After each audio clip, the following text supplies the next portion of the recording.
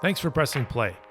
You're listening to the Broady Windsor Group on Real Estate, the podcast for homeowners seeking guidance and support on everything related to owning a home. This includes much more than just buying or selling. We've got you covered for everything from mortgages and financing to home maintenance tips, renovation and design advice, and of course, the latest insights and analysis on what's happening in our local communities. Welcome back to the podcast. I'm sitting here with Sana Brock, founder of LUX Decor. Thank you so much for having me. Happy to be here. Thanks for joining us, Sana. Why don't you tell us a little bit about your business? Yeah, so Lux Decor has been around. Actually, this year we're going to be celebrating 20 years of Lux. I'm really, really excited. I always remember that date because my son he just turned 20. So I was pregnant with my son back in 2003 when I opened the store. So it's been a really crazy journey. Lots has happened. That's amazing. Well, happy birthday to your son. Yes, thank you.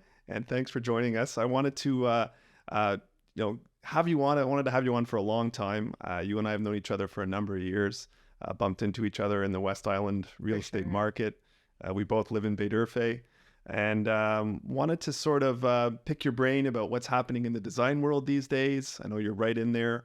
And could you tell us a little bit about some of the different avenues? I know you guys sort of have launched a second almost division to your service offerings. Can you tell us a little bit about what that is and how that how that plays out for your clients? For sure. Yeah, so Lux Decor is an interior design firm, and back in 2003 when we opened, it was a retail store. Okay. And in 2019, right before COVID, we moved to Ville-Saint-Laurent, and it's more of a closed. It's not open necessarily to the public. And what we have is a showroom and an interior design studio. So the different services that we've been really busy with throughout COVID has really been like renovation and interior decor, and it's been exceptionally busy. I think the big difference between the two services, and people do ask us quite often, is what's the difference between an interior designer or decorator? So an interior designer, I like to say, is somebody who takes care of everything that stays in a home. So the renovations, moving of the walls, everything fixed to the surfaces, all the decor design choices for the interior of the home. And a decorator really focuses on everything you can take out of the house. So that would be like furniture, wall art, window dressings. It's kind of an easy way to remember interior designer is what stays, and interior decorator is what you can take with you. Right. So the designer kind of figuring out the space, and then the decorator is kind of the finishing touches. Exactly. So we do both, and typically our clients start obviously with the renovation. But it's super interesting because I think people often feel like overwhelmed when they're doing a home. Like, where do I start? Do I start with this? And then it becomes a ricochet, right? It's like, am I doing the floors? Do I do it on the first floor, second floor, whatever have you? But, paint and interior decor goes a really long way. So depending on what the budget is that a client has, it's kind of like, for me, is like the decor part is like the icing on the cake. It's the finishing. It's what's pretty. It's what we live in. It's what makes our house feel homey. Absolutely. So sometimes it's to decide, am I actually renovating or can I get away with more decor? Yeah, it makes sense. I know with what we've seen in the economy and the costs of renovations, I know that's intimidating for a lot of people. And a lot of people generally, in my experience in the public, when they think of renovations, they immediately think of, I need a contractor, and the designer is usually sort of almost a second thought. They don't really realize how important the designer is in conceptualizing how that renovation is going to play out. We see a lot of renovations where clearly the homeowner has sort of picked what they want to do, hired a contractor, and then things maybe haven't worked out the way they planned. And it's so true because honestly, I don't think people understand what's involved in the renovation process and exactly like you say, what an interior designer does. So we have to be super adaptable. But I think the biggest piece that's important for a client to know is that an interior designer really advocates for the client, right? So we're the bridge between the contractor and the different tradespeople and the client. So because typically speaking, like you want to get what you want in your house, and it's very hard. Like sometimes you'll have a contractor who leads the way, and we don't know, contractors can lead the way because of price, availability, or they could be sincerely interested in making a perfect, beautiful home. But An interior designer will talk more about like the function, the open concept, like the open concept or different features that you wouldn't know and why maybe you would want heated floors somewhere or not. So it's a very different kind of process, because we really advocate for the end result. Is how are you going to live in your space? How are you going to wake up and feel like, wow, this is everything that I wanted? It's super important. I think it's really underestimated the value that a good designer brings to a renovation. Yes, there's a cost involved to that, but to your point, it's like you're not just making sure that everything's done with the proper lifestyle in mind, but you're also acting almost like a project manager. As you said, you're that liaison. And having done many, many renovations and new home builds, the amount of time spent trying to make decisions, coordinating with the tradespeople, I think it's an absolute no-brainer to have somebody that's professional, that knows what they're doing, that has relationships with the trades as well, because you guys do. You bring in your team, and it just makes for a much more seamless. And I think at the end of the day, while there might be a cost to hiring your firm or a great design firm, I think you get that back. I think the return on that investment is fantastic. And we always talk about that with our clients that are thinking of renovating, even if they're thinking of decorating.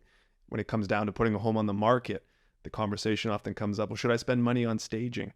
And it always comes back to, what's the return on that investment? So yeah, and that's actually interesting, because I feel like right now in particular, obviously houses, and you'd be able to talk more to that. Values have gone through the roof over the past couple of years. So in the past couple of years, it's been just a no-brainer. It's like, invest in your home, you're going to get it back for sure. What we find is it's that people today are more educated in what they want. And there's so much turnkey where people are like, hey, like I think you know this too, the houses that are perfect and beautiful are the houses that are selling faster. Yeah. But it's also the owners going into those houses. It's like they know more about features, because everybody's on Pinterest and Instagram and HGTV. So, when I started this business, like maybe 20 years ago, it was really easy to be good. Now you really have to be good. Yeah, because totally you agree. have to have the know-how. You have to be completely up to date with what's going on and, all of the different possibilities, because I think a client leans on a designer to show them the possibilities. Yeah. Because I think sometimes where a good designer, a designer maybe that has less experience, doesn't know what all the possibilities are. Yeah, totally agree. And bringing those possibilities to the table and then making a good decision. Because what I've also noticed is clients rarely will, after the fact, for sure, like, and we're not carte blanche designers by no means, like we can really work with a lot of budgets, but it's rare that if a client knows the upgrade options, if they actually in the end go for the upgrade, it's super rare that they ever regret it. Yeah. But they'll regret not knowing about the upgrade The and option. then not going for it and Yeah. be like, why didn't I know? And Yeah. why didn't I have the option? Right? I Do you just find had that clients. too? I had clients talking about this Yeah. exact thing last week. Like, we did this huge renovation and we made a huge mistake. And I'm like, oh, well, your house looks beautiful. I mean, what's the huge mistake? And they're like, we didn't put heated floors in all the bathrooms. Mm.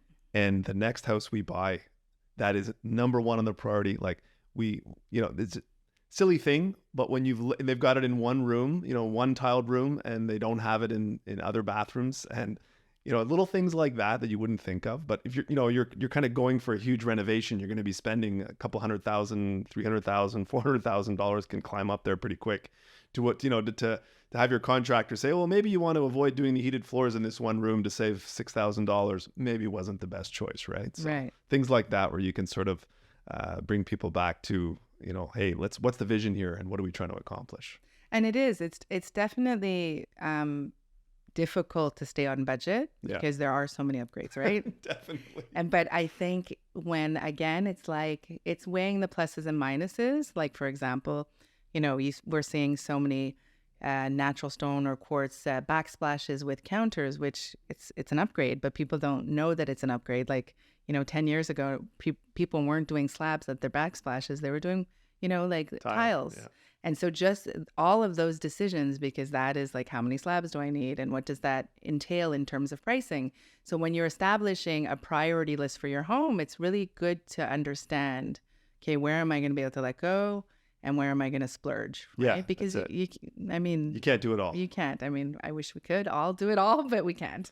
Well, there it is. It's figuring out what's that priority list, Yeah. and saying what are my my non-negotiables, and then what are my negotiables, and how do I end up with a budget I can work with.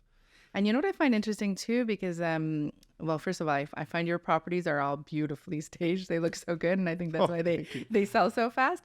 But it's so true, because like when I look at homes, I'm always like, because people rely on us to help them make those decisions, right? Am I going to get my return? So also something that's new is that men are very involved in renovations and decor. And when I started this business, they were not. The women were the primary clients. And it was always actually more difficult because usually budget is a team, right? It's like both the couple. Yeah. But it would be just the women showing up to the meetings. And so it was always like another like, oh, how do I get to to both decision makers, right? So that we can move things along quicker. Sure. Yeah. And today the men are equally involved. Just involved, which is great. It is That's great. what you need. It's great for us because and there's so many distinct differences. Yeah. Like we know like men like care about like sofas. Yeah. So much Sofas, more than women. garages, Sofas, TV size. Yeah. And so all these debates, like we're able to help, navigate like, okay, like you want a 73-inch TV? Like it doesn't really require, but can we do a frame TV? I actually don't know if frame TV comes in 73 inches, but right, those kind of compromises. So it's super interesting because they never care about pillows. Yeah. Like why do we need so many pillows? And how come they're this price? All I got to do is take them off the bed every morning, and then you put them back on in the evening. There's like a pillow debate everywhere. And I'm always like, you can get your TV and your sofa in the depth you want, but they need the pillows. Absolutely. Yeah, it's really hilarious. Yeah. Let's change gears a little bit. Mm-hmm. Talk about trends. What's happening out there? What are some of the things you're seeing? What are some of the trends? Maybe we can start with like the size of homes. Mm-hmm. As we all know, the pandemic really changed the way people were using their space. Have those trends continued? Are we seeing people wanting larger homes? Are people wanting to add those additional rooms? What are you kind of seeing out there now that we're kind of through the pandemic and we're kind of getting a little bit back to normalcy? What's happening out there? So I definitely see two trends. I see the continuation of people wanting larger homes for sure. Like people want to do everything at home. It's like they never want to leave. We did a house in Hampstead from top to bottom, and it was really a COVID project. It took like a long time.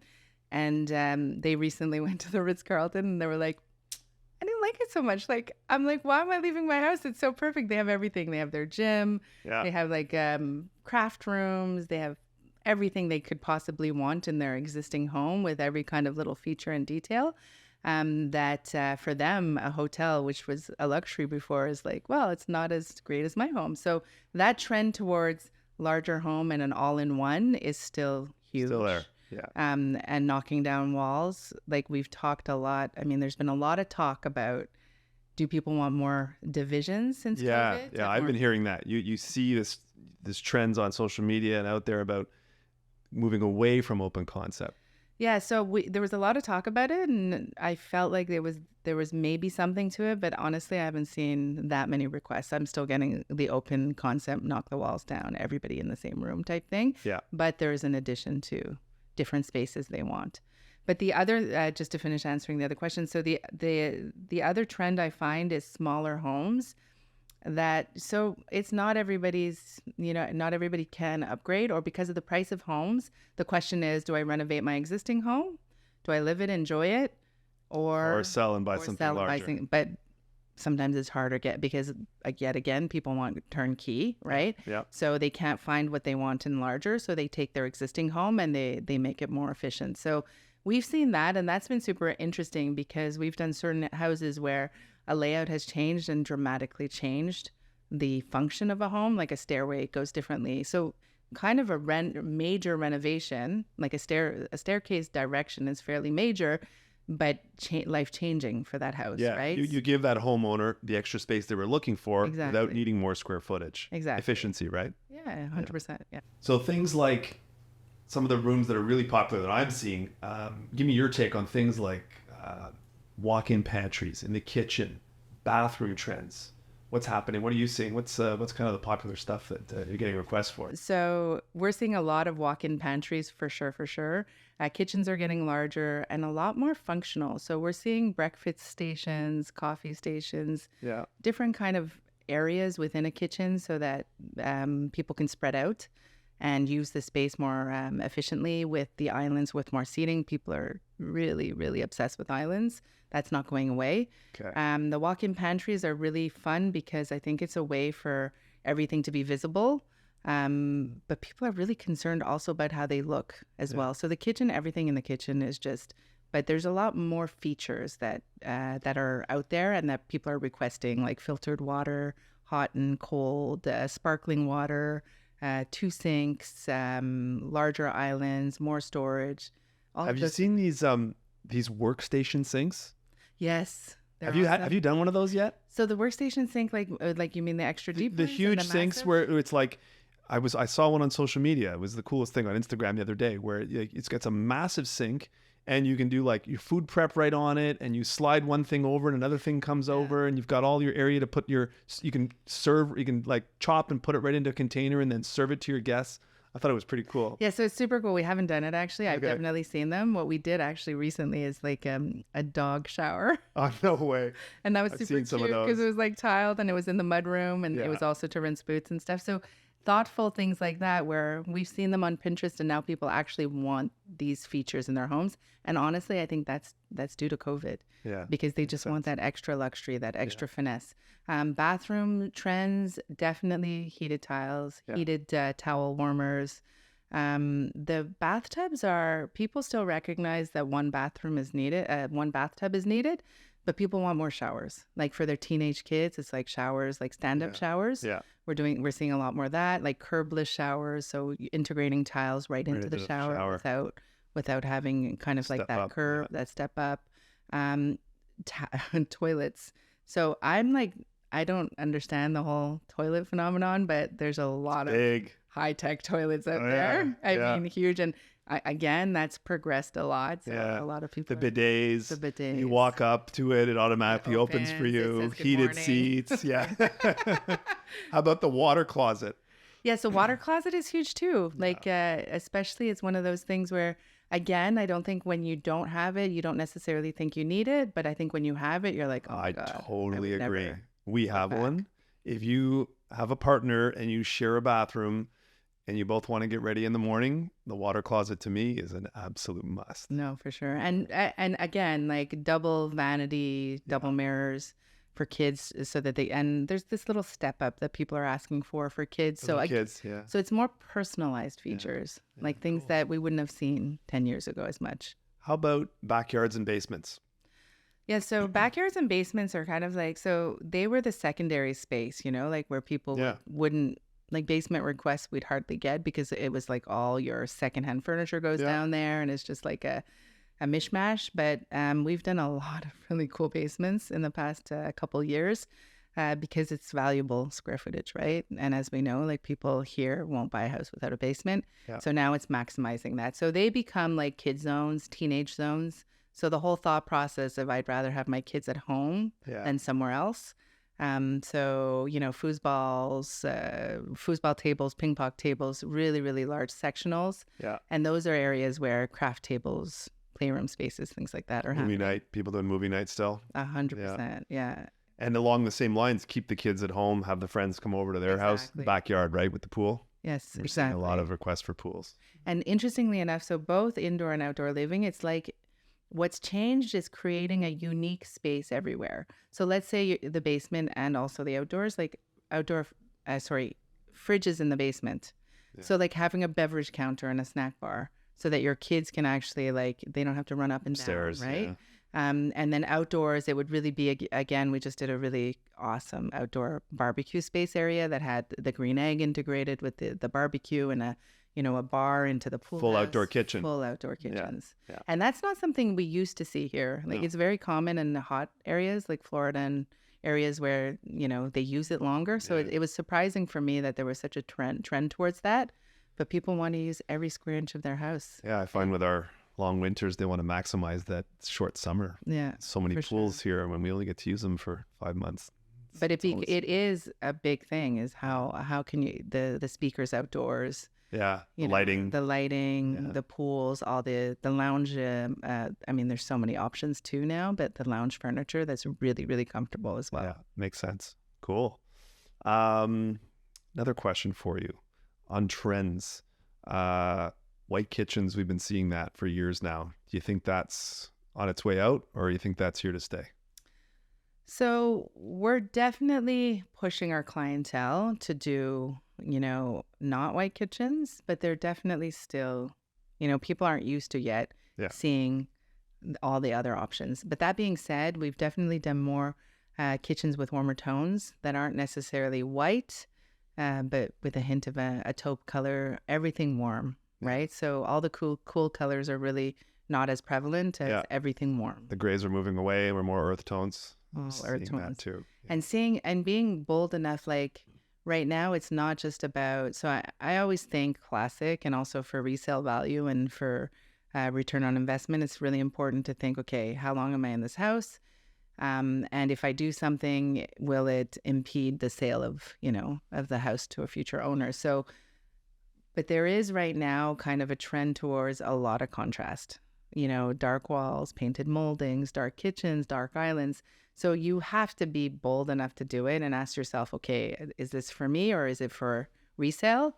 So that's definitely a thought process. So sometimes there's like, I want maybe a really prevalent island in an intense color, Yeah. but my cabinets will be like a creamy white, Right. because that'll, be a little bit more classic Yeah. and More classic, more timeless. Yes, exactly. Yeah, I agree. I think it's something that people need to think of. If Mhm. it's rare that people stay in their homes for 20 years. So if you're Mhm. going to do a renovation, I always like to counsel our clients to think about resale. Life happens. Sometimes you end up having to sell your home after 3 to 5 years. Great to enjoy those renovations, but I think it's important, as you said, to always keep resale in mind. Mm-hmm. And being too trendy, things that maybe come and go in terms of styles, maybe is a little bit riskier. But so interestingly enough, like what you can do, so paint is easy, right? Yeah. So if you're if you really want that, contrast, like I keep trying to get people to do really dark and moody rooms where you're doing kind of like it's an office and you're really doing a dark wall color, dark curtains, even the molding and ceiling can be painted or the ceiling can have wallpaper. Like these are things we're really seeing in a lot of magazines. And that for me is if a room really has a mood and a feeling, it's going to sell, like for Totally sure. agree with you. But if it's kind of like done half-assed, like it's, if you make it really like magazine worthy, then Yeah. it's going to sell. It's gonna look itself. beautiful. It's going to look beautiful. But I agree with you. I like the idea of going paint, because Yes. paint is very easy to change. Yes, I mean, correct. repaint a room. If the trend changes, it's no longer in style in 10 years, Yeah. paint's easy. So Yeah. I think that's good advice for all of you out there. Yeah, If you so- want to and do some bold stuff, paint. And Yeah. wallpaper. Wallpaper is a little pricier, but honestly, massive impact and huge right now. Like I've never sold so much wallpaper as right now. Like so powder rooms in particular. So powder rooms, when you think about your powder room, think that it's like the lobby bathroom of your home because it gets a ton of use and that's right. what your guests are using. So you want to make it look super impactful. So wallpaper, paint, like I did a bathroom for somebody like maybe 6 years ago and we painted the walls black and they were like, what, we're going to do black? And it was a tiny little powder Yeah. room and they were like, oh my gosh, you've transformed this bathroom. It looks amazing. And so sometimes you can have fun in a powder room. You can Yeah. have fun in certain rooms where you're like, go a little crazier in those rooms, but consider, can I paint it? Can I Yeah. redo it if I need It's to? not a ton of wallpaper to remove in 10 years if you don't like it anymore. Exactly. Same for the paint. Oh, Right. good. Well, I'll have to go and congratulate my wife because we just wallpapered our powder Oh, room. I want to see it. I love it. I'm sure Yeah, it it's looks really great. cool. Yeah, nice. Yeah. Okay. So, a couple other design trend questions. The gold trend, here to stay or coming and going? So, like many trends, you have to ask yourself, how long do they stay? So, gold is always been around, like I think so. especially when you have like a brass, something that looks a bit more patinaed, like the shiny gold, maybe a little less. Yeah. We are seeing a move towards polished nickel and the cooler tones in the metals. So, Okay. but it hasn't changed in the sense of mixing and matching. That's been like, not everything needs to be gold. Not everything needs to be silver or black. Mixed metals. You can definitely mix metals. Yeah. Okay. 100%. Good. Good to I know. also see it also being like, when you have back in the day, like people would go to Bruno Martineau and get the kit and everything would match. Yeah. Like, I'm like, no. Like what a designer brings to the table is when things don't match, Yeah. but it works, right? works. So you want it to look designer, but Yeah. That look that you look. can't get and Exactly. everything matches. All right, here's a good one for you. This is fun. Have some fun with it. What design trends that we've been seeing for the last few years would you happily see disappear into the sunset? Oh, that's a good question. Oh my goodness. I'm tired of gray for Okay. sure. Like I'm done with gray. But one of the things that I can't think of like immediately right now what everybody wants, but one of them that I was so done with was everything damask. I was like, oh my God, I can't. It's like too much. But or anything, the geometric. Oh my God, like the geometric tiles, the geometric pillow, the geometric throw. Little overdone. Overdone. Yeah. Way overdone. I've noticed it a lot lately, especially in newer construction. People painting the walls all white. So I think it works for newer construction for sure because it's an easy palette, and then but we're paint. At Lux Decor we get a lot of requests for our classic look. So we're really known for light and bright and airy spaces, and so we're really trying to push our clients the other way because it's nice, like paint, to be able to have painted rooms, different finishes, faux finishes, shiplapping, like all of those things just bring a house to look a little bit more design. Yeah. But white is timeless. Like I'm obsessed with white. I love white. White always works. Yeah. So for me, it's you can't go wrong with white for sure. Would you agree that I think if you have white, you got to really have some nice splashes of color, like some artwork on the walls, and you got to think about your window coverings and... No, for sure. So absolutely. So like a white background goes with anything. So then at that point, it's your curtains, your wall art, your furniture, and to have fun with the decor, like the furniture pieces that come in, that'll make it cozier. Just leaving your walls all white, not going to work. It does in certain instances, but like More modern? When I think modern, like even like the white sheers and everything feeling very, very like clean and sparse, it's definitely a look. But I mean, I think what's super important for clients in general is that as much as, yes, you hire a designer and a team to work with you, is that you really have to like search inside yourself is what do you want?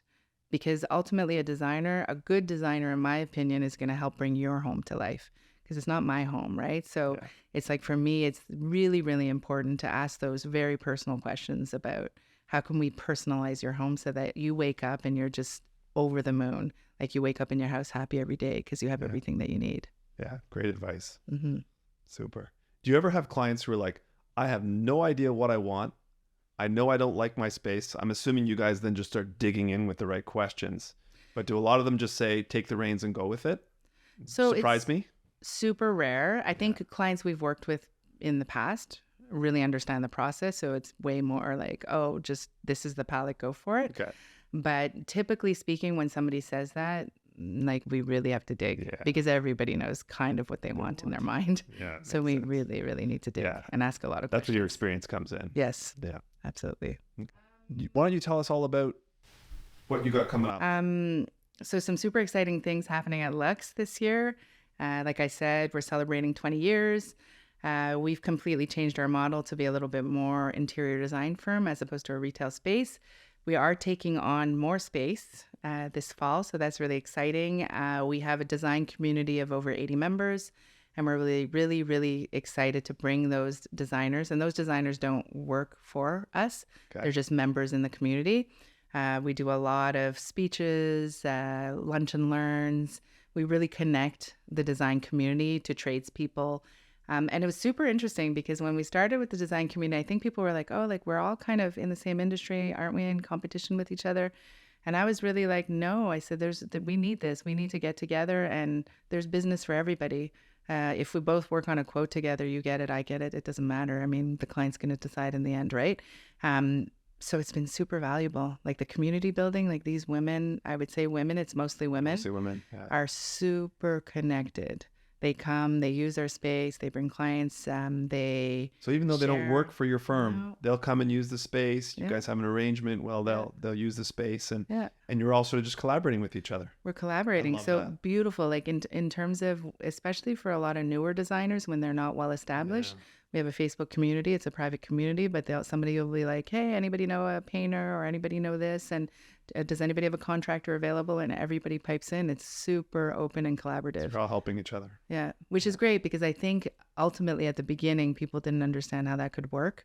But I think in every industry, we're seeing it. Community building is huge. Well, I think based on our conversations over the years, this was kind of your brainchild, right? This was part of your vision, just to empower other designers, females in business. 100%. I love that. Yeah, it's probably the thing that I'm most passionate. Of course, I love interiors, but to build a community, a place where like-minded designers can come together and share space and also, lift each other up. That's really, really been special for me. Amazing.